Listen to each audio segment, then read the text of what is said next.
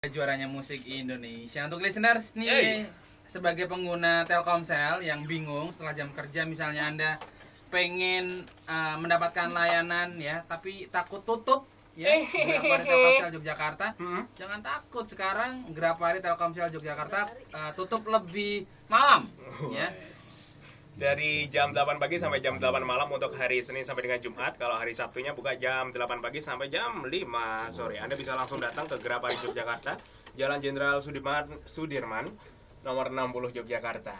Ini akan ada launchingnya yang bakal dilaksanakan hari Jumat, besok berarti listeners ya, dan dimeriahkan oleh besok sekarang Rabu lusa, dan akan dimeriahkan oleh Dharma. Dan mulai tanggal 12 sampai 15 Desember bakal ada Rhythm Point. Sekaligus Anda bisa mengikuti foto kontes dengan tema Grapari Yogyakarta. Ketentuannya menggunakan kamera handphone, boleh diedit, upload foto dan mention ke @tiseljatengdy dan @iradio_jogja dengan hashtag atau tanda pagar Grapari Yogyakarta. Foto diambil saat Anda berada di Grapari Telkomsel Yogyakarta. Batas akhir upload foto tanggal 14 Desember atau lusa ya, jam 10 pagi.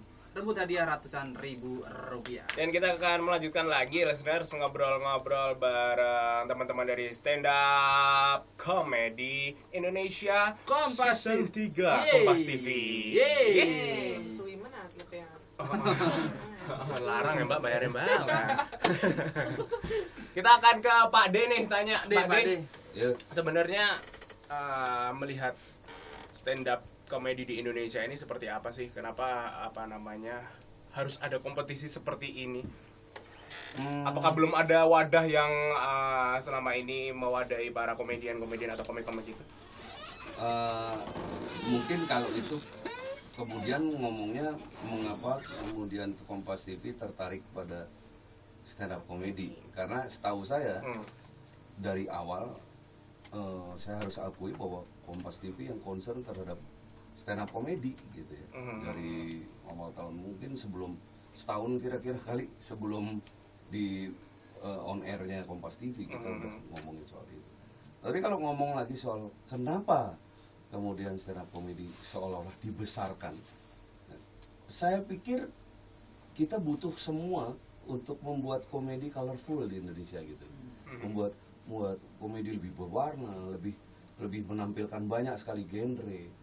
Dan sangat kebetulan sekali bahwa stand up comedy ini kemudian mempunyai keunikan tersendiri, diterima oleh penggemarnya, bahkan penggemarnya itu kemudian membentuk sebuah komunitas yang bukan hanya sebagai penggemar stand up comedy pasif, tetapi mereka juga aktif, mereka akhirnya juga berusaha untuk menjadi komik. Dan menurut saya ini unik gitu ya. Ini genre yang unik di komedi secara keseluruhan. Biasanya orang penggemar komedi, misalnya penggemar Sri Mulat katakanlah, dia hanya sebagai pasif melihat aja. Penggemar Warkop misalnya, mereka pasif aja. Bahkan terkotak gitu ya. Penggemar Warkop di film, penggemar Warkop di radio, penggemar Warkop di panggung, misalnya kayak gitu. Nah, ini aneh bener, penggemar stand up komedi kemudian ingin berusaha menjadi komiknya juga. Nah, kita kepengen arahin itu dengan baik. Nah, kalau untuk itunya mungkin nanti yang ini ngomong Mami Jo ya, karena dia yang punya resep. Mami Jo dilanjut. Di sini kan artinya Kompas TV pun bisa disebut pionir berarti kan ya, untuk stand up komedi Indonesia ya kan? Ya. Nah, target apa sih yang mau dicapai gitu sama Kompas TV? Iya, sebagai Kompas TV, Inspirasi Indonesia ya, dari tagline-nya aja. Jadi pertama memang kita tuh Kompas ingin memberikan ini aja sih sebenarnya, nggak muluk-muluk, hanya ingin memberikan tontonan alternatif ke pemirsa, gimana caranya mereka menikmatin komedi itu, nggak hanya itu aja. Kemudian ada regenerasinya juga gitu ya. Terus yang kedua tadi apa Mas? Target.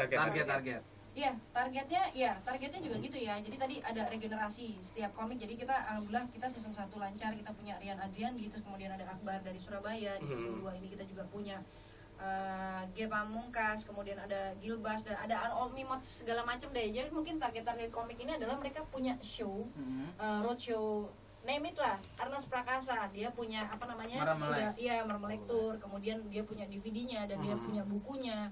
Terus kemudian Mas Imot juga kemarin sudah punya bikin show juga ya Mas ya. Jadi sebenarnya regenerasi ini jalan dan tumbuh, komunitas-komunitas itu tadi yang Pak Ade bilang sebenarnya unik juga sih kalau boleh dipikir-pikir gitu ya. Kalau misalnya penikmat lagu ya dia hanya menikmati, tapi tidak trying to be singer atau apa gitu. Karena kalau ini lucu nih, jadi komunitasnya mereka learn how to be a good comic gitu ya. Jadi di komunitas itu mereka diasah ada open mic. Nah terus pengen ikutan audisi juga ya Mas ya. Dan kalau aku bilang sih kedepannya ini satu lahan atau job desk yang promising ya Pak De. Jadi maksudnya nanti ini menjadi profesi baru kalau aku bilang gitu. Karena sekarang kalau misalnya kita lihat aja ya, contohnya di Jakarta, mungkin di Surabaya tuh udah di beberapa kota sudah mulai. Jadi kayak perusahaan-perusahaan itu kalau misalnya ada gathering dan lain sebagainya tuh tidak hanya sekedar nyanyi, tapi mereka sekarang udah nyarinya komik gitu. Contoh lah Mo Sidik. Nah Mo Sidik itu udah go internasional ya, dia sudah ke Afghanistan, terus ke Hong Kong, kemana-mana gitu. Jadi dengan dia dipanggil as a comic, harus perform as a comic gitu. Jadi menurutku itu sesuatu yang kalau boleh berbahagia dan berbangga hati, ini jalan gitu loh. Ini pencarian bakat ini tuh berjalan dengan baik lah boleh dikatakan. Kita langsung masuk ke audisinya. Berarti ini ada ikut Yogyakarta adalah kota kedua. Boleh Mbak Uci silakan cerita. Iya, di Yogyakarta ini kita akan menantang sebenarnya komik-komik yang sudah dari Jogja karena ngajak kita audisi mau ngajak tengkar Mbak. Iya, jodoh aja Mas. Lah iso lucu. Gitu kan. Karena kita dengar di Jogja sendiri kalau dari Om Imot banyak sekali komik-komik di komunitas yang itu sebenarnya kita cari bahwa mereka sudah punya materi, sudah punya beat-beat mereka yang andalan, bisa langsung datang aja besok Kamis di Gelanggang Mahasiswa UGM jam 8. Itu caranya gampang banget, tinggal ambil formulir, isi, terus sertakan fotokopi KTP dan kalau ada foto ukuran 4R, terus langsung audisi langsung di depan Om Indro dan Raditya Dika. Nah ini ada yang tanya, bayar nggak Mbak? Free. Free. Jadi bukan free lagi, free. Terus terakhir daftarnya bisa langsung nanti di gelanggangnya atau? Iya, jadi kita cuma buka audisi di 1 hari aja ya Mami ya. Jadi cuma datang di kalau orang Jogja bilang frewai. Oh, frewai. Iya. Iya. Frewai. Jadi cuma 1 hari dari jam 8 sampai selesai. Jadi jangan sampai kelewatan. Nah, untuk audisinya besok itu jurinya siapa aja Mbak yang akan? Tadi udah diceritain Om Indro sama Raditya. Untuk audisinya besok Om Indro sama Raditya. Langsung. Oh iya ya. Udah pernah dijambak jenggot. Maklum kan, ini kan program yang tidak menuntut kecerdasan pada penyiarnya kan. Iya. Luar biasa.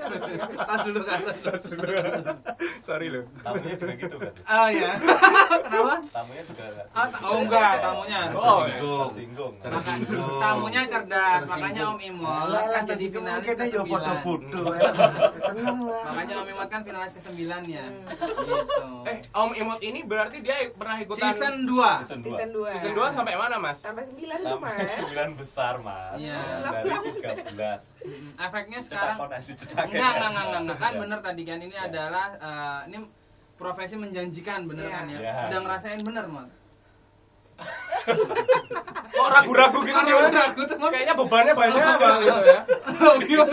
Jangan menjanjikan yang rapatio payu. Kayak sini banget. Kamu menjanjikan apa? Alhamdulillah.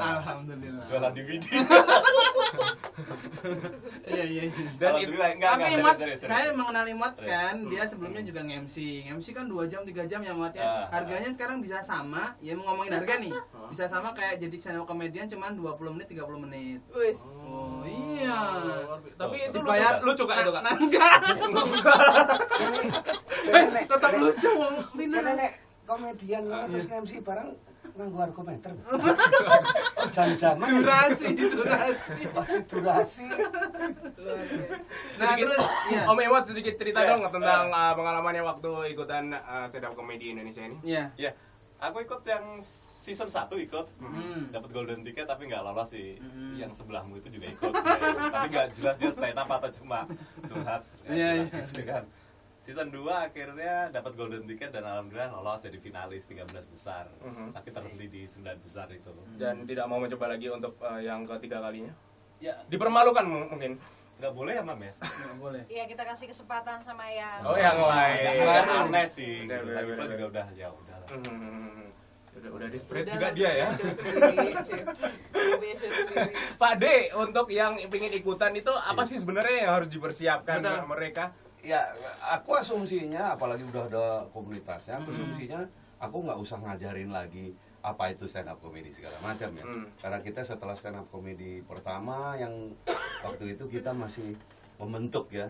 Kita oh ini ada yang stand up comedian benar atau komik benar, ada yang belum ngerti, ada yang cuma malah pakaian badut segala macam, nggak jelas kayak gitu.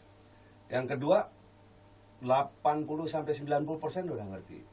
Saya pikir ini 100% kayaknya udah ngerti gitu ya. Tetapi yang mungkin kemudian saya harus tekankan adalah saya kepingin, karena ini kita batasi waktunya nanti. Kita batasi waktunya. Jadi 3 menit paling banyak. Jadi misalnya masuk nih, Ah, masuk silahkan, selamat datang.